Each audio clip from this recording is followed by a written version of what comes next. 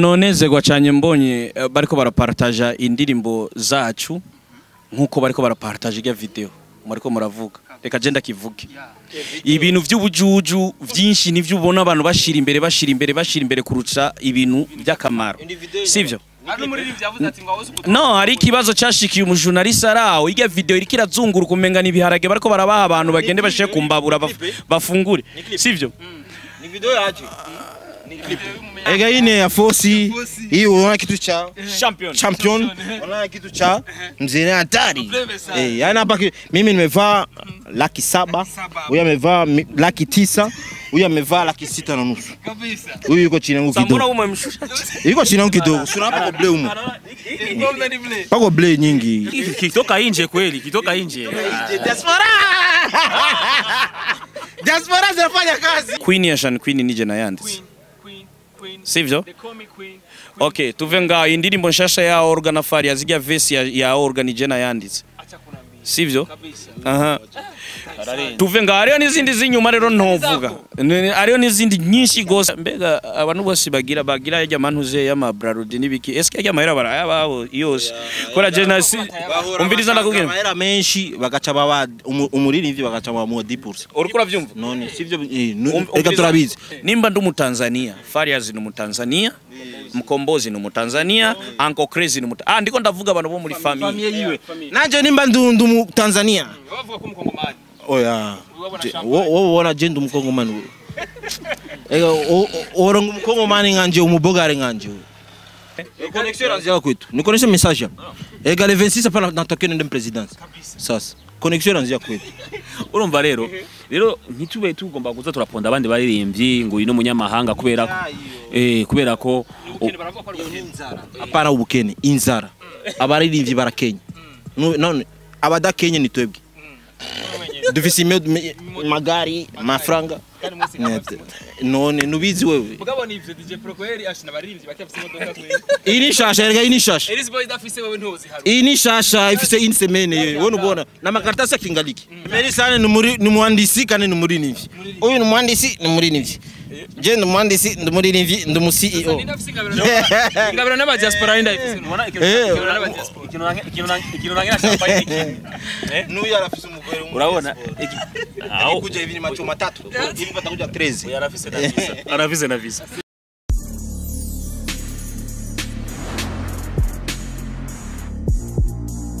Bonjour mesdames et messieurs, le fan de Buja Flavor. This is Buja TV, the number one channel of this industry. Buja Flavor chakinyama kucho kibaza rushambuga muri industry Buja Flavor. Nkuko tuma tubikora reka tuzo dukengurikira Imana, hama dusubira dukengurikira mu bakunzi ba Buja TV, bakunzi ba Bude. Right now natewe iteka, ndi kumwe n'aba bro, ndi kumwe n'aba G, nuvuga babikora neza cyane muri no game kandi babimaze mu myaka itari mike, je barangiwera ku bwanje je ndabafana vraiment kandi babikora neza kandi niba utabashigikira wowe uri umwansi w'umuziki ndundi. Yes, turi kumwe na DJ Pro, turi kumwe na Elis Boy, turi kumwe na Kazuba San, Emery San. Reka duhere kuri Nuzenya kuri DJ Pro. Ariko kirundi yego ndakize ariko ino wibagiwe ari gutangura turi kumwe n'aba superstar bo mu Burundi abakoma komeye nivyo watege turi kumwe n'ibihangange by'umuziki ndundi nivyo ari gutangura kuvuga ibihangange ni sawa bro ego turashima ni nanezerewe none nawe ni watwenze nanezerewe of course meze gute ariko Elis Boy ndashimira Imana bro yego umwaka musha n'ibintu bisha makaterina n'ibindi biriko biraza turashimira uhoraho Emery bite ya zafitu ya poa ya turashima man yes ariko umuntu baravye muri batatu badatara mu ndagara ntugera muva none turabagenzi turaba brothers turi mu byinshi misi yose nuko nabivuze ati rero ndi kumwe n'aba superstar ndi kumwe n'abihangange mu muziki ndundi yes ni Katarina kwanza kaka Katarina aje kwanza Katarina soja wa demo isquiz wa uni wote tunaita makatarina sasa ishaka wao tokea yo na Elis Boy mkachangia si unajua nyimbo kwenye nyimbo hapa kosaga inspiration kwa hiyo inspiration ilikuja alafu ni story moja mwa historia ambayo tulipitia hemo kwa hiyo ndio hivyo ni idea zikaja tukafanya nyimbo kali sana hatari mzee hapo ma award mzee wa ma award 2022 sasa ni balamzi. Nishaongea msanii mkubwa kutoka huko nje, atakuja hapa kwa special guest. Kwa hiyo matukio ni makubwa mwaka 2022. Naam. Yes, turi kumwe na Ellis Boy nababwiye ni umuririmbyi abikora neza cyane, nuvuga ni nk'umu superstar je kubganje ko nakuze ndabona bro. Kazi yako kwanza naipenda bro. Murakoze cyane. Yeah, of course. Iyo nso indirimbo na mambona hajya hefaga commentaire ka yego. Kabisa. Yes, mubikora neza anyway. Yeah. Emerson ni indirimbo bakoranye ari babiri. Kubgawe yakire gute nk'umuririmbyi? Man, ijya ndirimbira renze. None abantu babiri abarejande babiri bakoze ikintu kimwe abari umwotsi. Ijya ndirimbira renze. Ahubwo abantu bareke ubujyaye. Baje kuri nani ku channel ya DJ Pro bayirabe balikinge bayipartage hirya no hino aparageza ngo none ngo ntabishasha nibihasa ngo mutabirabe ibishasha misi yose twamatuba ibishasha ama ni mukomanta ni mupartager ni mugira amashare kweli mnanisi Mungu sio asumani kweli Chawo cha Emerson imana nini si asmani au Juma au Karume wote ndio lisema huyu ndo alibimba huyu ega Emerson ndo alibimba Emerson ndo alibimba Ellis Boy unaelewa kweli hapo kaka in the jail eti mara sio Ellis Boy no erega imana sikiremwa muntu imana ni imana wangu yego wewe umunavuza imana wewe uca wiyumva umubiri wawe umeze gute reko cyane ndumva shed pool okay nuko rero imana ni imana yego Yes, nababwiye ati no muziri kubera aba broje banyora kubganje ariko James mbona yuko nabarenganije baraberewe cyane natara amabere maze mnapendeza sana maze asante sana tuguma tubegwa umisi yose kamata biato ega ine ya Fosi hii unaona kitu cha champion unaona kitu cha mzee hatari yani hapa mimi nimevaa 700,000 huyu amevaa 900,000 huyu amevaa 650,000 kabisa huyu yuko chini yangu kidogo mbona umemshusha yuko chini yangu kidogo sura hapo blue huko pako blue nyingi ingwa blue yani inashuka bei inashuka bei blue si rangi ya wanawake hivi rangi ya wanawake inakaa bei chini ya ajabu Emerson sasa pale ameboa rega Emerson ndio kuna hicho kiatu mwenye Burundi hakuna wengine switcha hicho amekinunua nje kimetoka nje hicho so ajua kama diaspora wamekuja kabisa kuna michezo unafikiri tuambie bana kitoka nje kweli kitoka nje diaspora zinafanya kazi jabu yanze ariko naragitumye urumva ndari amahera barakinzanira akora aba diaspora Ellis Boy kweli kuza diaspora nawe uza Ellis Boy yapunguza akariro sio asmani mu bisanzwe bakubwira musicien ni physical appearance sivyo uri umuririmbyi utegerezwa kwitandukanya nundi muntu kubera deja mu Giswahili wanakuita kiyo cha jamii sivyo yeah so nabandi bantu barabegwa sivyo mugabo umuririmbyi utegerezwa kumenyekana kuri abaririmbyi turafise ikintu muravye gusa umuntu kuruvuga ati ujana umuririmbyi ego nuko bimeze yeah so ukwiriye kwitandukanya gato so ibintu by'ama village market n'ibindi rumanzo kavyibagira ego eyo no je ndashobora kucambura iki kirato sivyo nkakikubwira ama tufate 2 semaines cyangwa ukwezi sivyo ugenda ukirondera kuri village market ukironse ucuza ndaguha $100 kabisa nukuri kimana kandi ndarahiye ego Guys, unasikia ni kiatu kembe ambaye nuvuga Ellis Boy yoshobora kuba yambaye si n'importe qui ashobora kuba cyambara nuvuga mu bariri cyangwa mu bantu bose no barashobora kuvyambara mugabo ya umviriza ibintu birahari mu Burundi sivyo ibintu vyiza kandi bibereye kandi mumenye ama original arahari muga benshi ntibirukira yajya ama original kubera batinya amabeyi sivyo so baca bagenda kuri bijya bintu biri cheap yeah of course kandi abantu mama bavuga ngo China barakora ama original man nukuri kimana China barakora ama original mugaba original yo muri China kugira ngatwigure n'ubu buzima bw'iwacu bwo kudendekeranya urumva ni hatari rero uraraba ukavuga ati kudendekeranya manake gucanga hapo nataka kumaanisha nani champagne Hiyo ujumbe utamfikia huyu. Kama bisam Kirundi, bisam Kiswahili aelewe. Nani? Arizina ya champagne umvise. Uko nasema watu. Nimesikia. Kudendekranya. Iko nachangisha ajabu. Lazy boy wewe. Kuna champagne. Tena kwa collab naye atakwambia video aingi. Nani champagne? Champagne ni hatari kweli. Unataka nifanyaje hivyo? Mr. Champagne. Ni hatari kweli. Yule ni mtoto wa mjini, hizo vitu vya urofu. Tunatania. Tunajua mzee, unajua wasanii ambao wanakutanisha kila siku wanakagua wanatania. Ukiona sisi ukituona gisi tunakuwa tuko sehemu moja, tunakaa tuna mitani mingi nini na nini. Tanzania mmejibeba hivi muri mwenga mwari hii hapa kwanza, hii hapa timu unaona ni timu ya legend. Umeona ule ni mdogo wetu ambaye alikuja. Yeah. Sasa hii timu ya legend hatuna chini ya miaka 10-12 tunafanya music hapa nchini Burundi. Kwa hiyo strategy ya muziki hapa kwetu tunaijua sana. Tunajua jinsi gani ya kwenda na muziki wetu.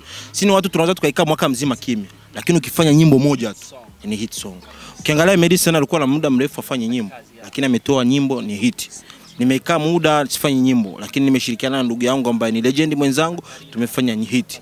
Umeona? Kwa hiyo yeye pia ana nyimbo zake ambazo zinakuja mwezi wa 3 kama ni mahiti. Kwa hiyo ni watu ambao tuna haraka sana kufanya manyimbo kila siku. Ni watu ambao tunataka tutengeneze muziki mzuri, muziki ambao mashabiki zetu wakiusikia wanasema bana msanii wetu kafanya kazi. Yeah, sio ile kufanya tu unafanya just kufanya nyimbo inafanya wiki 2 inapotea. Hapana. Message kwa kizazi kipya.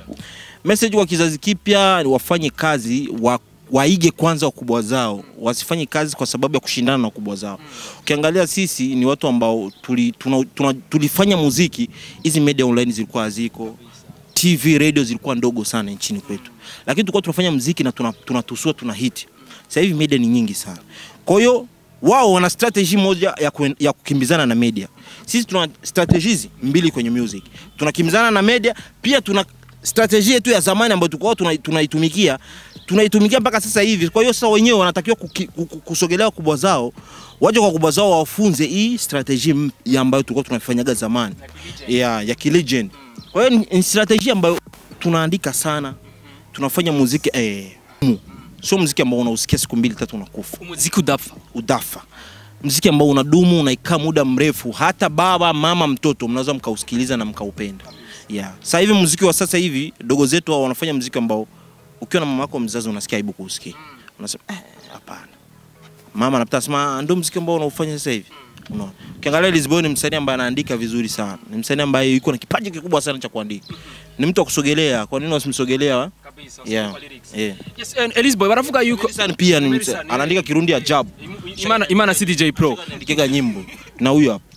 Yes, Elisboy, baravuga yuko muri no misi ngo baririmbye musigaye muririmba cyane kote y'ibishego. Novuga unyaravuze yuko twandike lyrics nziza, ariko barasigaye bavuga yuko abaririmbye musigaye muririmba mushira mu igishego cyane. Why bro? Comment yakira gute?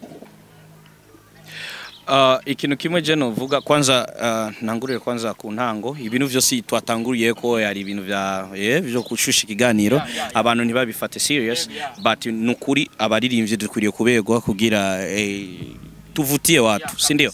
Okay, ikindi nacho icerekeye ngo abaririmbyi bubu dusigaye twandika ibishego cyane tugenda n'umwanya, sivyo? Kandi ivyo bishego bariko baravuga je sinibaza ko hari igishego abantu bose barabizi. Abantu bubu generation y'ubu ni imiziki iri bakundu. Rero tugenda nibihe. Yego. Kandi si bishego anyway kuko ibishego murabiza aho biri. Yeah. Isi bishego kwa mtyango ko muvyo mukora abantu barimba ibishego barafatwa n'ubutungane. Yeah, of course. Yeah. Kandi ndibaza ariho ni sense irugarira indirimbo irimo ibishego. Yeah. So utegerezwa gushira mu philosophy uri kurandika indirimbo nk'umuririmbyi utegerezwa kuraba inzira ucamwe nawe ukivuga nukivuge direct utegerezwa kuraba inzira ucamwe kugira yego. Merci beaucoup. Yes, kumbura reka tuje kuri nuvuga Emerson kubwawe gute bro? Mwaka mzima ko mnayisha sasa wadohe muri December gusa wari uri ko mubitugane bro. Nakura frank. Diaspora. Unafanya kazi diaspora. Wapi na mu diaspora mfise? Ariko nivyo wabibe ariko ubuzima buragoye. Kuririmba ni kimwe ari bundi buzima buri nyuma. Ubuzima muziki nta mahera arimwo naho tugomba kubereka abanyagihugu ko hari amahera nta mahera arimwo ariko tugerageza kuyarondera urumva rero nyuma y'umuziki hari ibindi dukora naco gituma usanga umuntu abanza gupotera gatoya ariko uyu mwaka twamaze kubona kumenga heshima kuna watu wanataka kutupanda wapande tu wafike huko juu lakini nadhani kama 2022 no mwaka wo gukora kabisa no mwaka wo gukora muratwizeje ivyo bintu shit washanambe Elise Boy abitu iko nyuma eba jewe Elise Boy sino bimuvugira ariko turiko turaza mu modoka na numvise ni nka album ngira nka zibiri indirimbo ziryoshe sana nyimbo za ajabu sana hariho moja nipele nyimbo mzima Jero hariho indirimbo y'Igiswahili amaye ndiko nimye nzogiconga unajua tarabu sasa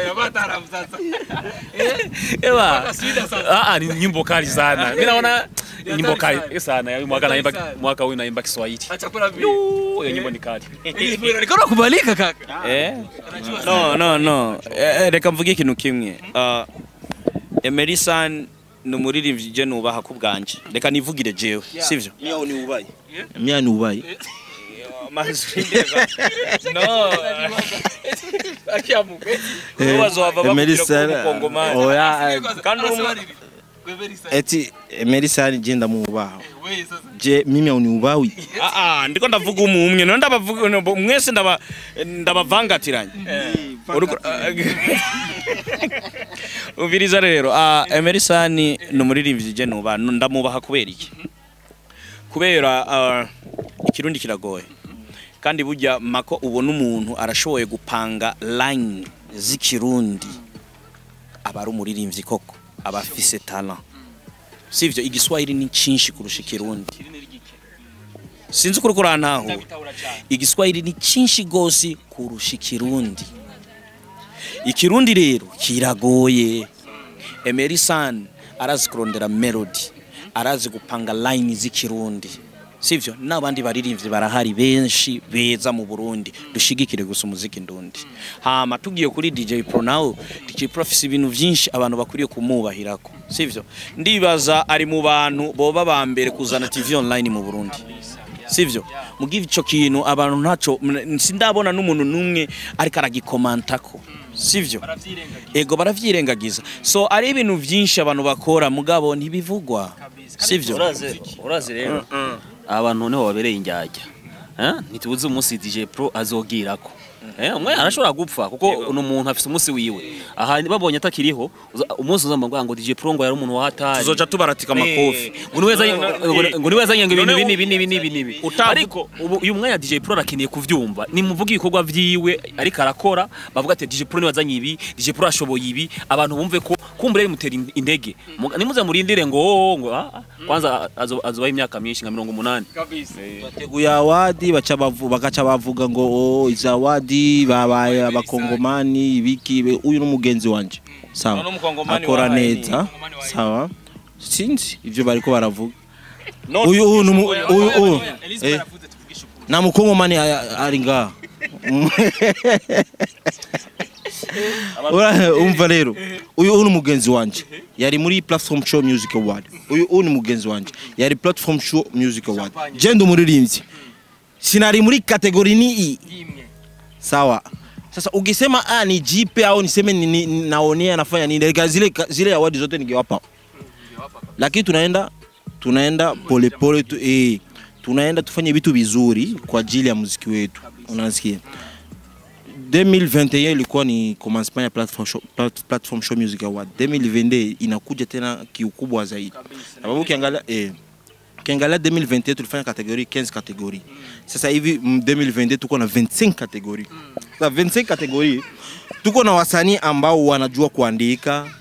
Tuko na wasanii ambao kwa hii 2021 hawakukua. Hawakuwa kwenye 2022 lakini watapata nafasi. Unasikia? Anaweza kuwa ni msanii mzuri wa kuandika lakini hajapataga award yoyote. Hajapata shukrani yoyote. Unasikia? Pana wasanii hapa mimi nakwambia bro wanaandikiwa na yani anaweza kufanya nyimbo mwaka mzima. Iko natoaga nyimbo na anaandikiwa, lakini huwezi kumsikia anaenda redioni au kwa TV anasema namshukuru mtu fulani kaniandikie, unasikia. Lakini tunabijua, tunajua na ukimsikia huyu mstari fulani ndo kauandika, unasikia huyu ana uwezo kuandika hii lugha hivi, unasikia, lakini anashindwa. Sasa kwa sisi ambao tunaona tuna uwezo kufanya kitu kwa kutegura kitu, acha basi tu gisi wale wanashindwa kufanya vile, acha sisi tuwape sasa. Unaona? Sasa 2020 kategoria ambazo ni nyingi sana zinakuja. Kuna za mwandishi bora wa Kiswahili, mwandishi bora wa Kirundi, msanii bora ambaye anajua kuimba, ni msanii bora ambaye ni mjuzi wa melody.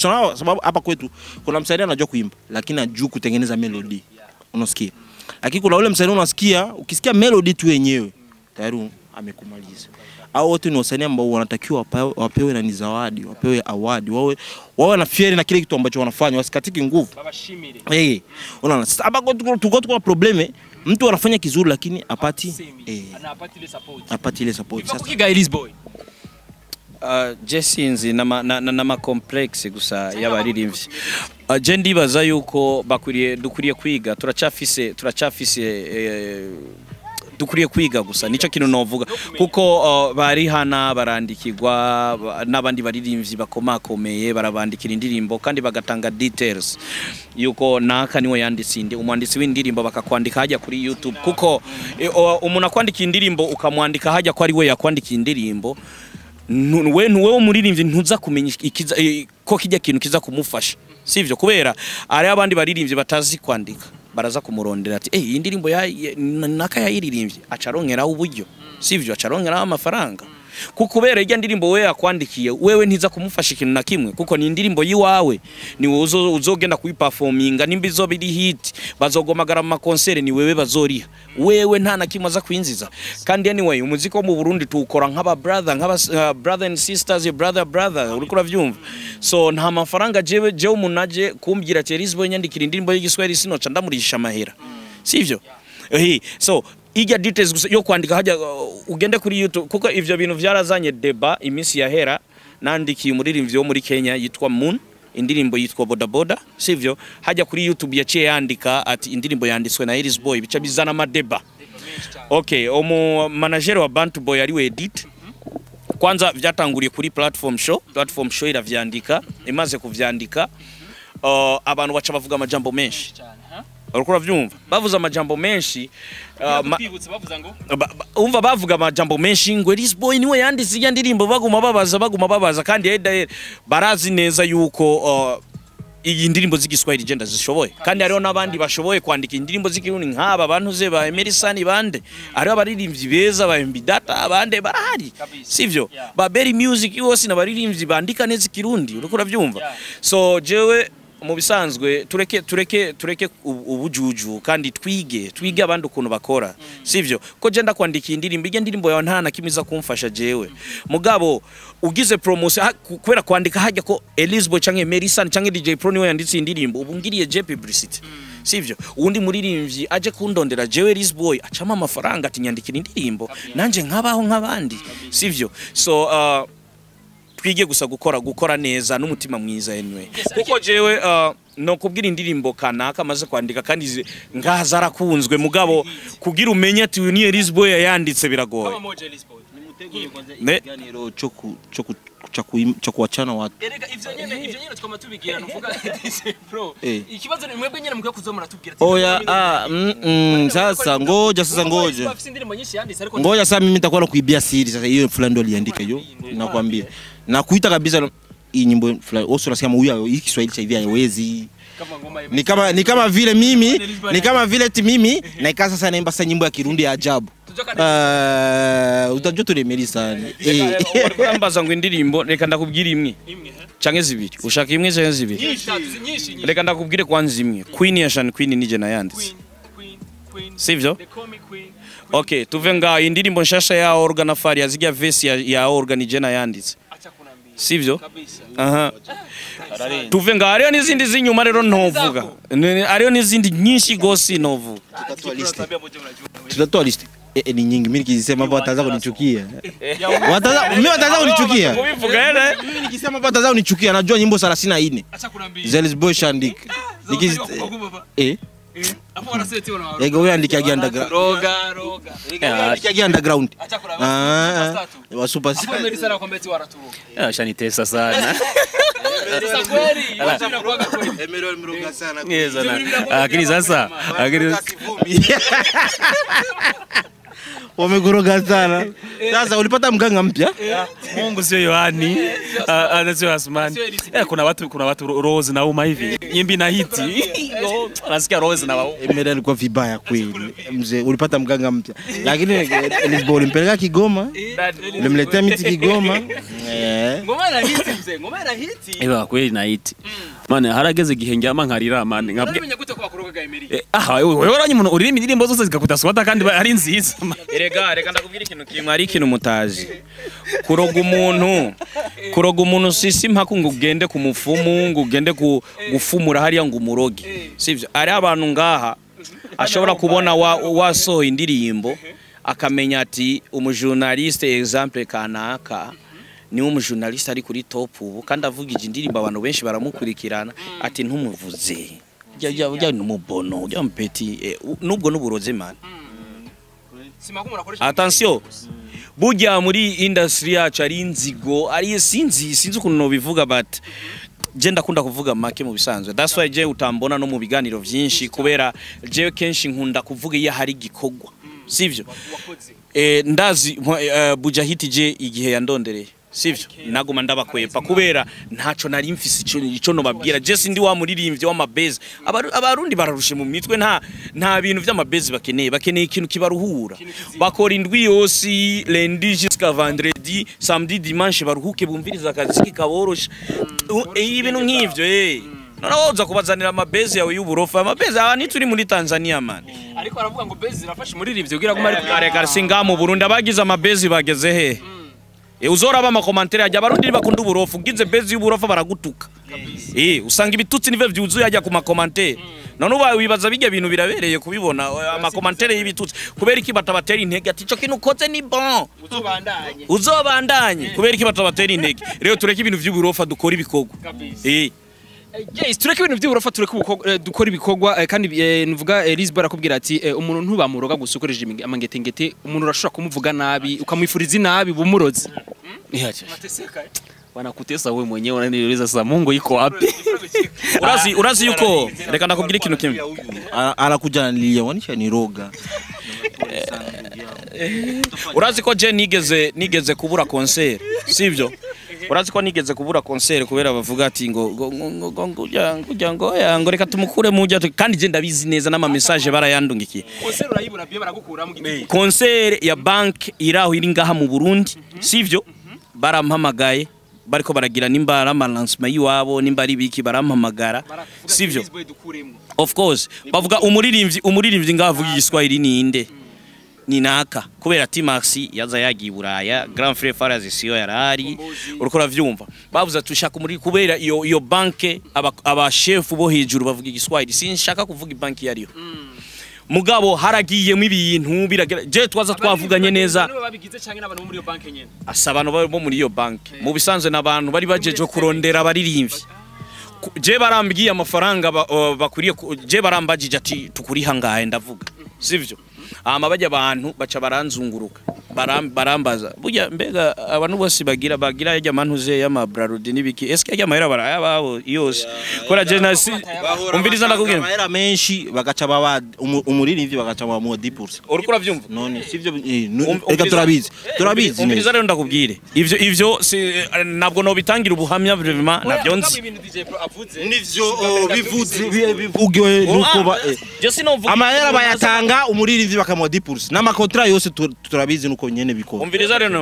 Umviriza ndakubwire jewe iya concert twarapatanye urukura vyumva duhejeje gupatana baca bazunguruka inyuma baransanga mu modoka yiwanje umviriza baransanga mu modoka yiwanje barambaza Lisbon none kwidira ari twetwa irondeye tubigenza gute ndagira none erega wewe ndaguhemba nk'umu manager sivyo nk'umu connector niwe wa connecting zi concert sivyo okay ndaguhangaye mwishwanje atambwiye muri yajya mahera ashaka 80%. sabye utware 20% wewe Uriko uravyumva? ari uri muri rimwe Ijya kose ndace namubwira bro urazi rero reka ndakubwira ikintu kimwe je sintunzwe na music gusa. Ndafise utundi tuntu Imana yamfashije ndiko nirukamwe nkaronka udufaranga. Ni mu muhundi muririmbye aririmbe. Kandi kuva ico gihe reka ndakubwire kuva ico gihe indirimbo zanje nace ntangura kumva baca baza ari umuntu yigeze gupostinga ngo ngujya mu Tanzania. Je sindi mu Tanzania man. Ikirundi mvuga n'abarundi bose bavuga. Umviriza ndakubwire. Ari abarundi baba diaspora nibazi kuvuga no kirundi. No yaba oya uyu n'umurundi. Nimba ndumu Tanzania. Uriko uranyumva? Nimba ndumu Tanzania, Fariaz ni mu Tanzania, Mkombozi ni mu Tanzania, Uncle Crazy ni mu ndiko ndavuga abantu bo muri famille yiwe. Nanje nimba ndumu Tanzania. bavuga ko umukongomani Oya. Wowe ubona je ndumukongomani. Orongo umukongomani nganje umubogare nganje. Bisigura ko je okay saje ndumukongomani.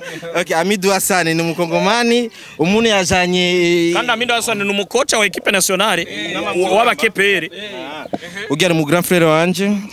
Uravye je nimazo nkisa ule so ndugu yangu mimi. bazi kino kimwe abarundi bafise ibintu byo kugomba kugabura abaririmbyi babo kubera inyungu zabo urumva bakavuga ati uyu arashoboye ngo kubera ko afise abantu bibashaka kwinjiza muri iyo diri akaca ponda bamwe bavuga Mwidiri. Utawasumbua. Mimi ile awadire siku alikuwa shaza kuikase endelea kwanza. Urumva ukaca uvuga ngo uyu muntu ngo mu Tanzania ngo uyu ngo n'umukongomani urumva kugira gusa abantu bereke yuko atakwiye kuronka iyo diri kubera ari umunyamahanga. Okay ariko twibagere kindi kiri nyuma abakeneye ikintu kugira ngo ashaye abantu biwe. Okay ariko bataramenya none gute wewe uno munsi uyo muntu utangiye kuvuga kwita ko ari umukongomani cyangwa ari umutanzania kubera Rosio diri ahitanga urutegezo bivuga aca muba kubera iyo diri numva ko dufise ibintu hari ibintu biko bari abantu byo kugomba guponda abandi bitwaje ngo avuye ngako atazi kirundi umurabwira ikintu hari abantu bavukiye mu Buyenzi batazi kirundi kabisa kandi ari abarundi mimi ndo avantage hata kidogo na hizi kunaongea hata kidogo wala Mungu mkubwa kweli ega hivi naanza kumfunza mimi kuna mwingine anaitwa msazi mmoja anaitwa Gentrino yeye ndo ajue kandi alafu kandi rero utangaye haba ikintu cyari cyo cyose bahamagara baririmbye muri presidence utegeza kububona yifotoje na president no jya sumurundi none connexion zao kwetu ni connexion message ega le 26 hapa natokea nende presidence sasa connexion zao kwetu urumva rero ntitube tugomba kuza turaponda abandi baririmbyi ngo ino munyamahanga kubera ko hapana ubukene inzara abaririmbyi barakenya none abadakenye ni twebwe dufise magari mafaranga none nubizi wewe mugabona ivyo DJ Procoeri ashina baririmbyi bakafise imodoka kwe ini shasha ini shasha Elise Boy dafise wewe ntozi haru ini shasha ifise insemene wewe ubona na makaratasi akingaliki itoka Japan sasa akura michezo iyo ni njara watu baratse so njaa nubukene abaririmbyi bamwebwere atuna njaa uso unaona tumze tuko vizuri tunacheka nini tunacheka turafurahi ukiona tu mtu tu anaanza hapana hivi sasa hivi tushaanza kuwagundua watu ukiona tu mtu anaanza mbenaka umengano mu Tanzania umengano mu Kongomani hivi uje ni njaa hiyo huyu ni njaa ajabu huyo mwana anasema hivyo kesho kutu akipata hela anaanza sasa ndio anakufa nao kwa kwanza mririmvi wacu nini nilionaka siku moja hivi champagne anafanya vitu vizuri akavuma imejosha si iPhone hizi ni hatari alifanya vitu vizuri vya ajabu akaanza kuandika umririmvi wacu mu Burundi nini yani mtu akifanya vitu vizuri ndio mririmvi wanyu akifanya vitu vibaya reka ndago example ari umukinyi umwe yitwa Mesut Ozil originale yiwe n'umutirikiya sivyo mugabo akaba afise nationalité y'abadagi sivyo abadagi batwaye Coupe du Monde bamwita ko ari umudagi mugabo ubudagi butsinzwe bamwita ko ari umutirikiya yaciye abiheba yaciye abivamo. So tureke ivyo bintu vy'uburyarya, tureke ibintu vy'amajambo jambo, reka dukorere hamwe kuko umuziki wo mu Burundi dukeneye twese. Sivyo? Ego. Je nteye imbere nawe urateye imbere. N'umujournaliste ateye imbere. Azana ngo uyu evi ukiangalia hivi bagia bariko baravuga ngo uyu ni umunyamahanga ni ndobonye ko rafanya Evre Burundi. Ukiangalia Champagne wanasema ni umunyamahanga. None Champagne ni bama bamuvuga ngo numukongomani numuki. Ivyo ariko arakora nuho muri ni reka ndakubaze manzo dintire kwanza. Ivyo Champagne ariko arakora ni muri ko murabibona. Okay. Champagne aba followers benshi ba Instagram ni Champagne abafise ngaha mu Burundi. Ba vrai hapana vyo kuvuga biya vyo kugura. Ba vrai Champagne ni wabafise. Tero ukiangalia kienda kule akifanya atangaza ni msanii wa Burundi. Agiye hariya mu mahanga aduzi idarapo ry'u Burundi. Nta n'umusirimu ndabona Champagne agiye akavuga ngo je ndumukongomani ndumuririmbye muri Kongo. Sivyo umuntu kuvuga reka nakubwira ikintu kimwe. Twebwe igihugu cyacu nta utabizi kuva mu ma septande twa dufise ibibazo vy'ingorane zahana hajya abantu babavyeyi bacu barirutse bagenda baravyara abana hanze. None nimba turabakongomani passport tuzironka gute? Turaba Tanzania passport tuzironka gute? Tufise abavyeyi bacu barafise aho bakomoka. Sivyo? Rero deje umuvyeyi wawe ari umurundi unyita gute mu Tanzania cyangwa mu Kongomani?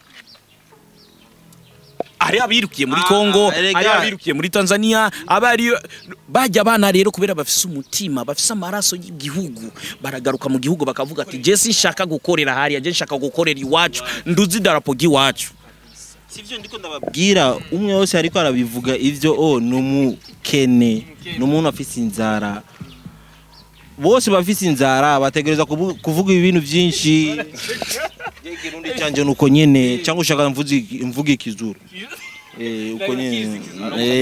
Ari umugani baca ngo agakecuru gahishije ntikabura buzukuru. Nukuvuga ko kubera ko ibintu biba bihiye uca witwa ko umurundi. Ariko UK ibintu bitarasha babona ko umunyamahanga. Sasa abo ni babuzukuru baza ari uko umuntu ahishije. Bareke kugabura abantu babareke bakore, umuntu wese bamucira urubanza ku kazi kiwe kugira ngo umuziki utere imbere. Sino none ntiyari abazungu b'abarundi. Nawe ugana kumubwira ngo umunyamahanga ntavyemera. Rero tureke kugaburana abantu, tureke inzara, tureke ivyo bintu. Twankuraje abantu bakora neza hama tubandanye game neza ataje kwivuga ngo naka ngo n'uyu ngo none siwezi ijya ndirimbo y'uwanje bayikunze kubera yarirevye mu Tanzania cyangwa mu Burundi kubera uko ubu baca bashiramo amacako ngo indirimbo z'ikirundi ngo butegeza kuri indirimbo y'ikirundi. None ndakubaze izi ndirimbo muri ko muravuza ngaha mu Burundi buri munsi mumviriza za ba Diamond zabandi baririmba ikirundi kubera iki muzikunda? Changani bya bintu bavuga ko Barundi ugaca ubona butoto shongwe Diamond ama Snapchat ngo mugabo Murundi so indirimbo basoye yari The Ben na Diamond. Abarundi maze kubona abakobwa ba Stobo ngaha mu Burundi bamaze kwisnappinga. None The Ben aramuzi, Diamond aramuzi, bakaja ro kugira ama comments hama ngo sorry gato DJ Pro sorry jewe sorry ndakivuga iki kintu. Ari umunsi nagiye hajya King Star nari ngiye koza imodoka mu Bwiza haca haza umubire ariko arambira ati ngo bana ngo Elizabeth we turakwemera cyane. Aca atangura gutuka Ruriro ngo ujya nta kintu afise ngo ibiki n'ibiki. Nca ndamubaza eske urakomeye mu mutwe, urafise telefone ya Android? Yego. Nca namubwira mpa telefone yawe ndinjira ndasearchinga Ruriro, YouTube ya Ruriro ntaragira subscribe, sivyo? Ndamubwira urafise Instagram? Yego ndayifise. Kandi ni umwana wo mu muji kabisa umubonye. Ndamubwira mpa telefone yawe ndaraba Instagram yiwe ntara following Ruriro, sivyo? Ca namubwira none ca ndinjira kwanza kwa Diamond ca sanga ya mu following Diamond yagize subscribe kuri Diamond. Ca namubaza none Diamond n'umurundi wiwanyu, none ibi muri ko murakora si vya bindi mubona Diamond afise aba subscriber imiliyoni 6 si mwebwe nyene munziba kubera iki mutaziduha twebwe abarundi? Hama mukaca mutangura kuvuga ngo abarundi ngo riduteye imbere, abarundi vyacu nibinyaye gute binya uriko uravyumva nibinyaye gute kandi ari mwebwe muda supportinga?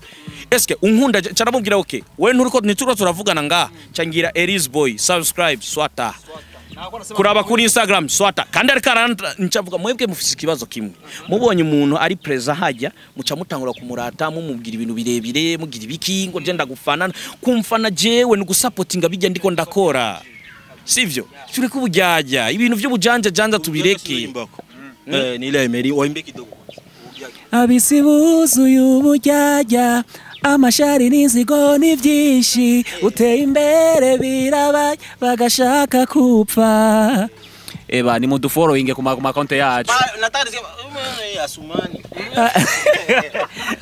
uyu arekera kararonde Atafutisha misikia hili sport. arekera kararonde ariko Imana si Yohani canke Asumani iraturindayo ulikuwa naimba mgari badilisha sasa akwimbie achana na huyo abantu barafise inzara kwe fans wa muziki wa Burundi Probleme ni sana. probleme Ariko kwe ngira nabo nyene babikora kuna mwebwe abarivye mudakundana gati ya mu misi imbere no ico sico umviriza ndakubwire urazi twebwe abaririve turazinanye je ndashobora kwerekana mu bantu ko ntamukunde Melisani mugaje na Melisani tuvugana tugashaka ko ikijya kujya abantu batubona urumva nugukora ikintu kizotwinziriza amafaranga imbere sivyo so nibazorabe bijya kubera Alikiba na Diamond urabona bezi zabo umengana yumvikana Harmonize na Diamond kujya nyene ugende ku wundi nundi uko nyene mugabo industry yabo itera imbere kandi bijya bintu nibo biheba kubera bira supportinga ku boostinga zige ndirimbo zabo kugira yego me business yabo igende neza none wewe ndakubaza ikintu kimwe nkuno munsi ubonye concert ya Satbi na Fariaz barahuye kuri concert wobura kutagenda ugene uvuga ati ngomba kuraba ingene iyi concert bimeze bijya ibi bintu turabikeneye muri industry music ya Melisani na ina Satbi urukura vyumva kubona DJ Pro na Epifamba urukura vyumva manzurindire urukura vyumva no nje ndikora Elis boy aravugisha kuri gamani kwa hiyo unataka kusema mimi na Epifamba tukuzi manzurindire kwanza nuko bimeze reka tuvugishe ukuri sivyo uno munsi tubonye turabe Natasha ari umuririmvyikazi w'umukobwa batumvikana tubona ko batumvikana ukuntu reka ndakubwira abantu bafise amafaranga mu Burundi bashobora kuinvestinga ngamu muri industry yacu yo mu Burundi ni benshi mugabo kubera ubwana bwinshi buri muri industry that's why badashobora gushiramo amahera kuko we noshiramo amahera mu kintu ubona ko yuko kitashobora kuyagaruda kandi ubona yuko kidashobora kuguha inyungu so tureke ubwana dukore sivyo n'abadukuriye nabo bareke ubwana bakore sivyo iyi industry tuvuze industry yo mu Burundi umenye yuko tuvuze Kidumu tuvuze Fariaz tuvuze Basatbi tuvuze twebwe ba Melisani bande tuje hamwe tugira amakorabo dukore dufatane mu nda dusupportinge umuntu asohoye indirimbo postinga sharinga sivyo umviriza ni bake gose genda mu Instagram y'abaririmbyi genda mu Instagram y'abarundi umuntu sigiye mbona asigaye abikora cyane ni Fizo DJ Pro arabikora umviriza ndakubwire wow umuririmbyi wa mbere abikora ni jewe kubera uravye na platform show ni gwanje na mfise autorisation yo kuvuga naka numushire yagia mugani je n'umuntu wa mbere mandabaza mbe warapostinze indirimbo ya naka lakini sio mimi msanii Champagne tunamwona sana ku platform sasa anafanya kazi umviriza champagne nta buri bisanga buri munsi byo gupostinga none champagne anaanza kutukutana tukutofanya interview hapa Afrika hapa anaanza kulia sasa anaanza kulia nifanyisha na umviriza champagne afise donzi ibiri burya ni mwibagira champagne n'umukomedie akaba n'umuririmbyi kwanza zitatu akaba n'umudanse Melisani ni muhandisi kandi ni muririmbyi uyu ni muhandisi ni muririmbyi je ni muhandisi ndi muririmbyi ndi mu CEO ngabira n'aba diaspora inda ifise ubona ikintu nangira champagne n'uyu arafise umugore urabona kuja hivi ni macho matatu hivi patakuja 13 arafise na visa champagne ikintu ndamwangira ni kimwe champagne vraiment n'ibyo saragenda neza abigenda neza champagne akunda nabi bama bamuhevye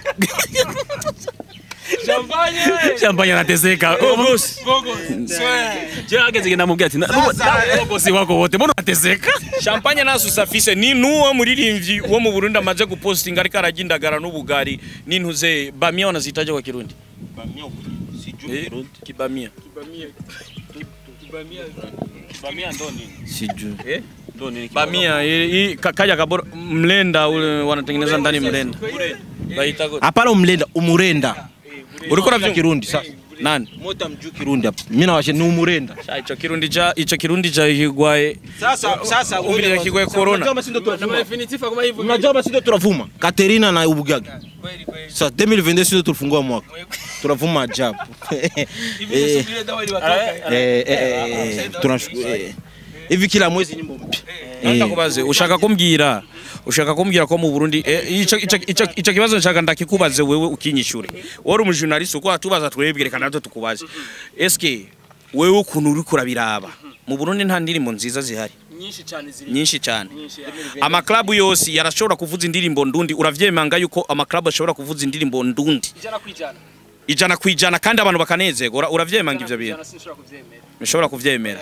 Kubera iko udashobora kuvyemera? Kubera yuko akubwira yuko muri boîte canke ahantu hose ho butambiro ngo abantu bakunda ibitandukanye bivanye n'ukuntu ivyo abantu babahaye bakumva. Umviriza rero ndakwishura nije nakubajije ico kibazo, reka rero ndakwishura. Sivyo? Je maze kugenda mu bihugu byinshi. Sivyo? Ibihugu byose ngendamo. Sivyo? Usanga imiziki yabo bayivuza 80%. Kandi mugatamba nawe wowe uvuye hehe ushikutamba ujya muziki wo muri Tanzania, ushikutamba muziki nyarwanda, ushikutamba muziki Nigeria. Umviriza aho nakubajije kugira numva icunyishura, sivyo? Mugabo muri boîte ntushobora kuvuza ijana kwijana tege kuko hajya abari aba vacances bashaka kumva nabo imiziki yiwabo, sivyo? Basi tugerageze tuvuze basi 50-50. Ubu ni 80 ariko sigaze mu Burundi. Umviriza. Simisi egamizi sababu nituvuze umviriza. Erega umviriza. 2022 turavuma. Rekana na DJ Pro. Umviriza je ndakubwira ikintu kimwe. Nituvuze ngo ushafanya na star gani hapa emission 2022? Si sasa. Umviriza turavuma ajabu. Umviriza rekana nawe kwanza. Umviriza ndakubaze. Umviriza ndakubaze ikintu kimwe. Eske nga mu Burundi indirimbo nziza niziriho nyinshi? Emerisa nini yansoye indirimbo nziza? Satbina heruka gusohora indirimbo na nantuze na Otile Brown. Wabakiri kuni basoye ibisusu. Indirimbo si nziza. Tuze ko yo indirimbo iragisibije nga town Katerina iragisibije. Sivyo? So ushaka kumbira ko batopanga playlist y'indirimbo ndundi. Sivyo? Bobishobora. Tuvuze 50 kandi simvuze ngo ntibazivuze. No, nimufate uko ntabivuze jewe. Barazivuza indirimbo. Ariko ego bakuriye kuvuza indirimbo ndundi kugira abafana bacu n'aba bantu bagaya je burya umuntu akora mu nzu je sindamwita umuboyi cyangwa umuyaye. Kuko ujya umuntu ashaka kugukuraho n'umusegonda abantu. Bajya abantu n'abantu bari important. Dukuriye kububaha kandi bajya abantu niba bafana biwacu. Nuho umwana wo muri ville ngaho umaze kumva ariko aragenda naga telefone kiyo ariko arumviriza umuziki wo mu Burundi ku telefone uko mugujya muntu bagaya ngo numuyaya ngo numuboyi nibo bavuza indirimbo ziwacu kandi nibo baza no mu makonsere yiwacu kajya gashahara babaha ijya 30,000 50,000 babaha tugize konsere ngo ni 5,000 aratanga yiga 5,000 aho kurungika ruguri wabo, sivyo? Akaza kaguha wewe muririmbyi n'abantu bakuriye kubahwa, sivyo? Rero basupporting umuziki ndundi bavuze umuziki ndundi. Ngiye kuraba Erizi Boy, ngiye kuraba Emerisane kabisa. Yes, urumva yuko wari manuro bariko baratanga nuvuga aba ni nk'inararibonye mu muziki ko bawutanguye kera. Mimi nakumbuka vraiment sijaza ntayikazi na waona. Sisi ndo legend. Utabaki unatuona vimiaka yote mzee atuzimiki. Yes kabisa babikora neza n'abaririmbyi bagomba kuri hit, lakini sasa DJ Pro anakuwa mnene sana kaka. Si franga? Si pesa. Wanakwambia unene wa mtu ni kurisika kwa mtu roho nzuri, kutokuwa na vinyongo. Urazi ufisa mabifu n'abantu uguma nkuko wiyumvira ngo kuke ngo kakuke muri misi gasigaye kagangutse karatera review gafisa kawishi afisa kawishi ngo kajya kawishi nanje mu misi 2 nzokagora ugize inzigo yuko n'Imana ntiguha. Tatizo madame yake amfuzi gari maskini. Ajamfuza gari madame yake ndo problem kuke na rumbaya. Umviriza nago ndage anatembeaga nago. Hawezi kuyatena. Kuke ni gentleman ashaka umugore ko arera abana. Ujye umugore umwigishije imodoka aba bagore biwacu bonga mugishije imodoka. Ni fye urumva no muhira n'abana. Kuke yaratesheje umugore we nazi imodoka. Kuko madame yake. mugabo rero je nakomanse kuri ico kintu sindisire ko umugore watazi modo Ajua hata kutemare, mimi sinakwambia. Ajua kutemare, mimi namjua. Ajua hata kutemare. yobazi yuko kukena umujanja wangu urazi muri umugore we yari umuririmvyikazi mugabo vyose wazi na jage Aliona bibi yangu akisimama kule mbele watu wakiona ile toka mama njoo ule watoto hivi sa debare rero yihindukiye ku mugore wa kuke kuke umviza kuke umuntu wacu twako turafyina ariko uko biri kose namwigisha imodoka wewe uzamukora kuza kuraba imodoka sanga imodoka kuke yirugaranye n'umufunzo yatwaye akisafiri na usafiri na ufungo wake kula mchezo ni hatari sasa. Gari yangu inataka kugongwa sasa. Sasa ushaambia kama hao ni legend wako hapa kabisa, ni legend novuga abastara ko ndavuga ati jera kuze ndababona vraiment ubahe cyane wakuze utubona watanguye utubona uzofa utubona none kubera iki wewe wazotangura gufa ni vya bindi ngo camushije je gihitana umubanyi umubanyi rero niyo nyaguhera oya suko vyose reka tubireke ivyo ibintu twariko karagaciyemwo bati dukora umuziki mwiza madani yake anataka ufungue anaonesha mafunguo ni hatari kamba niliambia jinsi wenyewe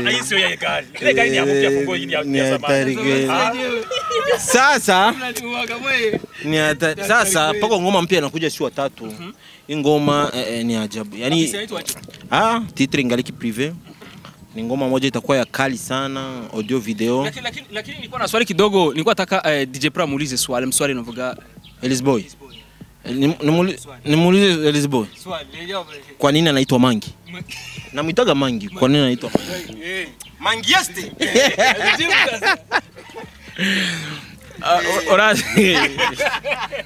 Mangieste iryo zina ukuntu ryaje je sinavyibuka but reka ndakubwire uwo Mangi ni ubwoko bwo muri Tanzania nkuko tuvuga ngo abatutsi abahutu abatwa urukura vyumva rero hariya bitwa Wachaga ndo anawaita Mangi nibo babita abamangi bajya abantu n'ingumyi sasa sinzi rero ko ari jewe ndi ngumyi canke ari wari ngumyi uyu ndo anaitwa Mangi urukura vyumva bajya abantu n'ingumyi urashaka kumubona afise magaze y'ama miliyari urukura vyumva urashaka kumubona Mangi afise ama miliyari magaze iri hagihagaze mugabo aje kugura ikintu bigasabwa yuko musubiza 10 apana ibihumbi 10 amafaranga 10 ukayamwima nimbuga arayigucumita ari ukuntu bavuga nakwambia aiseba bangu leta hiyo hela toka subusha ukota hela uko barabarani unataka kuleta upimbi ndakuchoma sime nuko bavuga sivyo so nabantu bari serious cyane anyway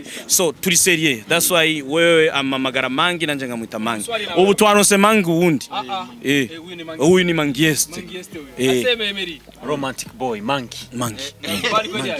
sasa mbona si wagangi na hawa ndawareza utwara uriye muri gym mani cyandiruka utifate ivyuma biremere acaza kumbwira ngo Elisboy ngo yango ngo cushira ko naka ibiro 10 yongeze ibiro 10 ndapfira ngawa mugabo lakini ni vizuri kwa nakubesha da ube sasa kwani mimi unanionaje nimekaje kwa wenye dume nasema video nataka kusema kwamba nataka kusema ile video ilikuja simo tu mimi sasa unaona sasa niko nawasikiliza hapa mtia Emery hata ukisema mimi sina cha kusema unajua jewe ikintu novuga iyi emission ya ajabu sana iyo deba yenu ama video sasa sikia niwaambie kitu uyu muziki wavuye mbali kandi umuziki tukizoshikana kure tugize urunani sasa inaona tu abantu bari kubujyajya dukora ibikorwa nk'ubu J Prof indirimbo yiwe shasha na Elisboy bayipartage bayitange hirya no hino kuko nabandi barabibakorera nimba ari utu video twa challenge batugire babarungikire baje kuri Instagram babataginge nabo bapostinge birerekana ko indirimbo abantu bariko barayikunda nanje bangirira uko nyene tu video ndadukeneye kandi birangiye ndiko ndabapostinga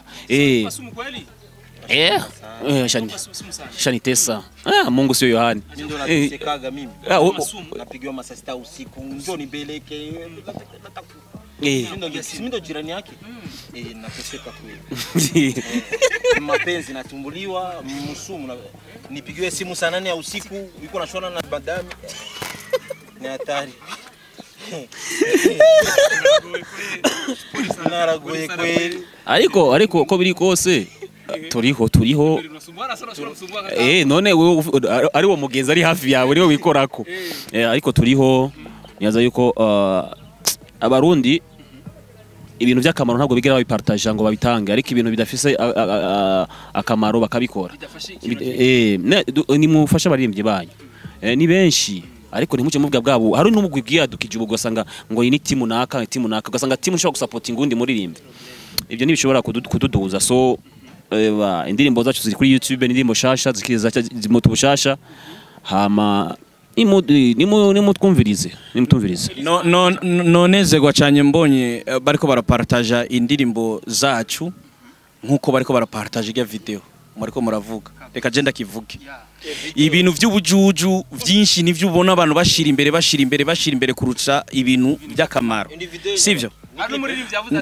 no hari kibazo cyashikiye umujournaliste araho irya video iriko irazunguruka umenga nibiharage bariko barabaha abantu bagende bashe kumbabura bafungure sivyo ni video yaje no si blague sindi muri blague ndi serious sivyo abantu bareke gusharinga ibintu vy'uburofa sivyo ingorane nta muntu ngaha burya ise nisakaye umuntu wari we wese arashobora kunyagirwa sivyo so nimba harabaye mistake birashika sivyo byarashitse ni ibintu bimara amaje bijye bintu ntibibereye no gupartager anyway sivyo biraruta n'ivyo bintu biriko baravuga ngo abaririmbyi bo mu rurimi ngo baririmba ibishego bagira ibiki none muriko murapartage video nkazijya sawa muriko muramumara amaza mugabo ntibibereye n'abavyeyi bacu n'abana bacu dufise ama future sivyo dufise ama future so niba video zacu ziri kuri YouTube nta muntu numwe arika uriko ravyumva indi abafanzi na bouquet za YouTube bafise bouquet za WhatsApp cyo gituma ijya video yarabaye hit urazi yuko mu bihugu byose je maze kugendamo DJ Pro reka ndakubwira ikintu kimwe urazi mu bihugu byose maze kugenda jego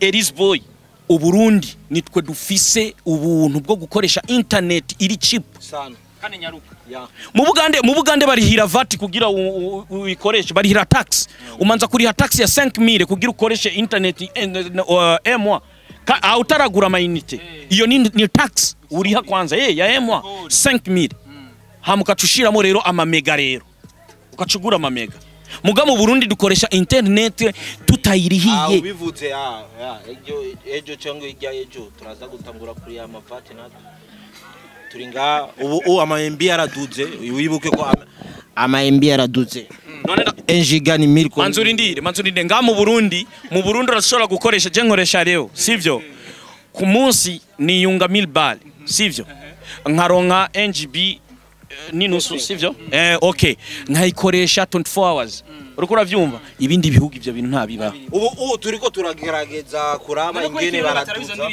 nivyo ndiko ndakubwira bafise umwanya wo gusharinga ibintu by'ububono baraza kuraba izo video zacu maka internet izimvye je mu journaliste ga imwe 5000 niyo tuzotangura kubona abariko bararaba ama video yacu nimugende kuri YouTube ya DJ Pro ari indirimbo Katerina turafise indirimbo yitwa Sawa tu sivyo bagende kubaririmbyi bose bo mu Burundi twebwe nta macakubiri je n'amacakubiri mfise umuririmbyi wari wo wose yitwa umurundi bamusupportinge umukomedian w'umurundi bamusupportinge dukorera igihugu dukorera uburundi umujournaliste wo mu Burundi kujya nyene channel zo mu Burundi bagire subscribe share ariko ivyo bintu kuravuga Eris Boy ibintu bifise akamaro ariko bama babivuga misi yose ko batabikora sinzire rega mwe ari kintu mwiko munivagera nibabikora kubera barafise inzara point 3 barashonje yohera inzara yohera gushika twebwe abaririmbyi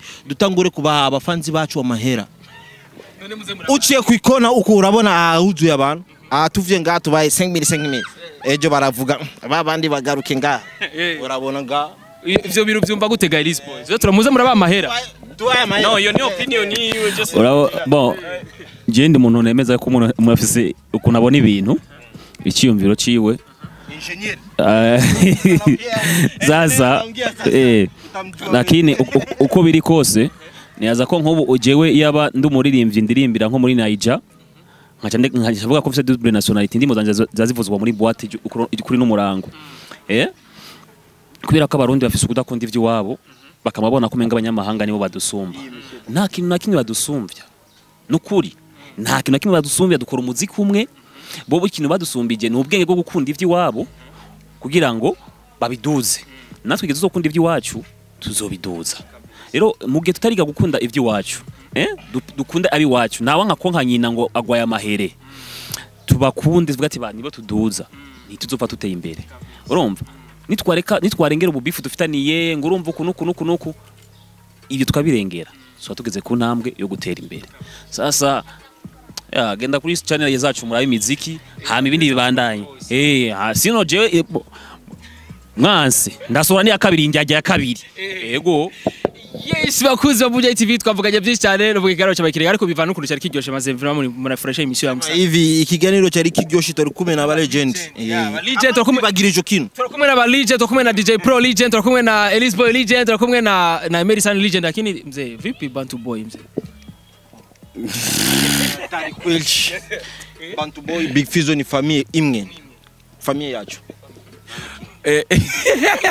sika kirundi cyaho jawa umviriza reka ndababwira ikintu kimwe sivyo ikintu umuririmbyi wenyene ataracivugira sivyo abantu bareke kugira ama commentaire menshi kuko je nawe tutohurira muri Bantu Boy na famille Bantu Boy je Bantu Boy still my family kandi apana bijya vya famille nguvyo kuvuga ngo sango ni famille kubera twahuye cyangwa umuziki still na maraso y'indani sivyo ndani maraso sivyo damu moja kandi je natanguye umuziki ntakorana na Bantu Boy uriko uravyumva kandi jewe nta media ndagendamo ngo mvuge Bantu Boy kandi jewe urabizi sinzi ko mumaze kunkwirikirana neza je simvuga haba ari igikorwa kiri inyuma uriko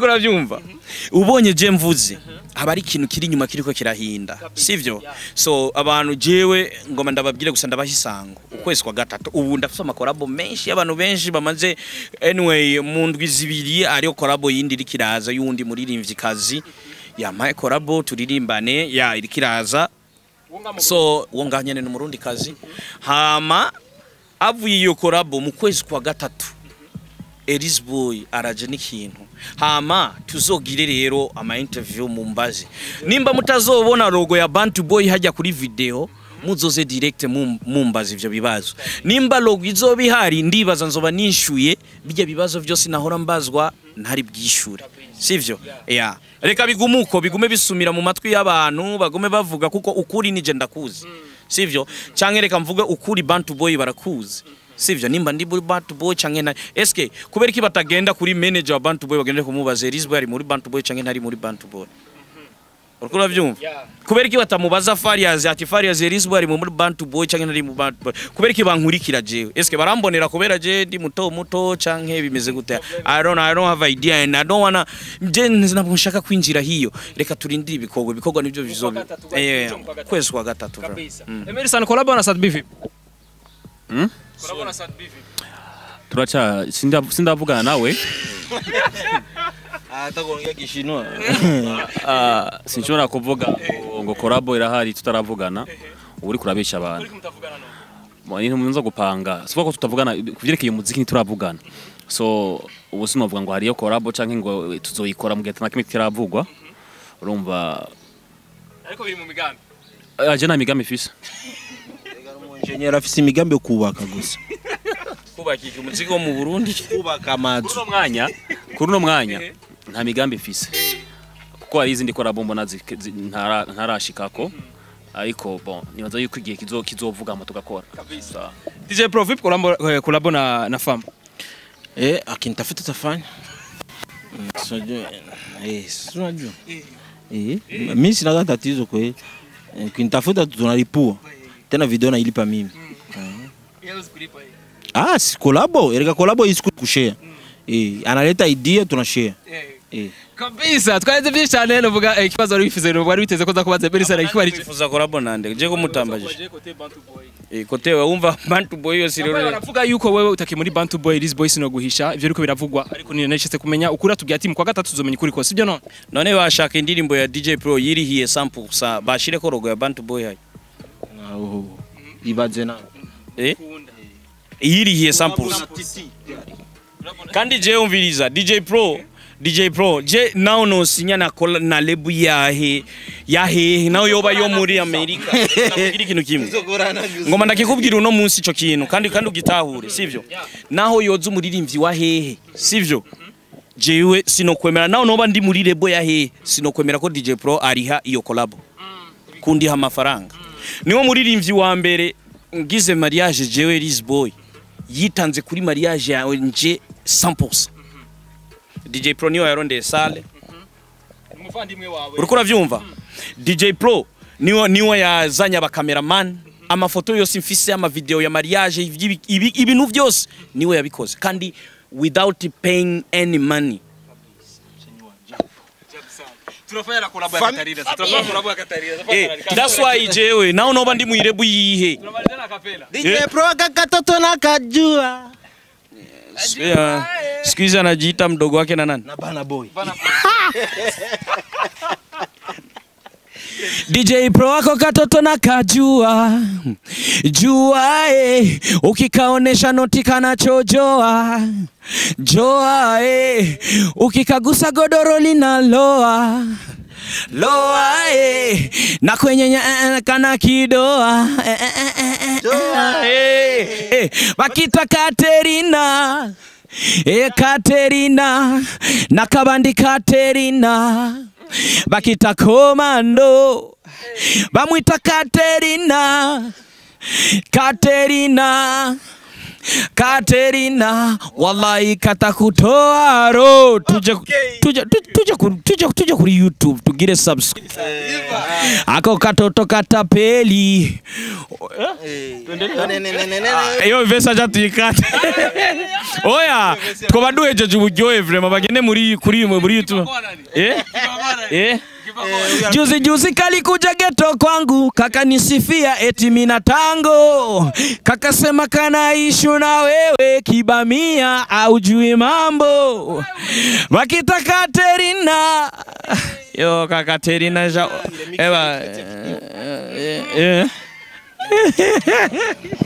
yes Emery tabaka pela kitapela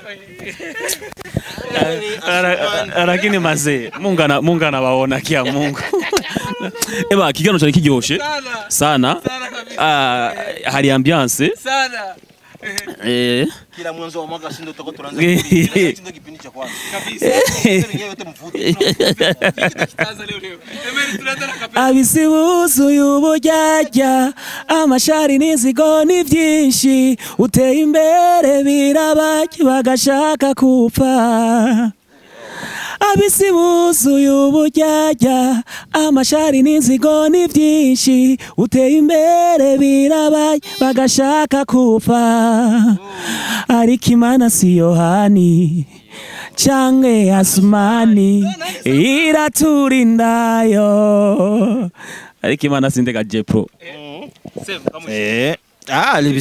aliseme unajua kwa Kiswahili hizi sauti za hivi wanazihitaji sauti za kutoa nyoka pangoni. Urazi inzoka uyibonye ukacwiririmbira tujya turirimba ufisa kajwi koroshe iraryama. Eske warubizi? Agano kiraheze ndibaza. Yes, tuzosubira naho gutaha ariko na bene kuri behind the cameras and Juma Professional hamugira subscribe kuri channel ya Emerson ugira subscribe kuri channel ya Liz Boy ugira subscribe kuri channel ya DJ Pro niyo muri byose mu Burundi rero tuzosubira naho gutaha tubagire peace mazei. Peace.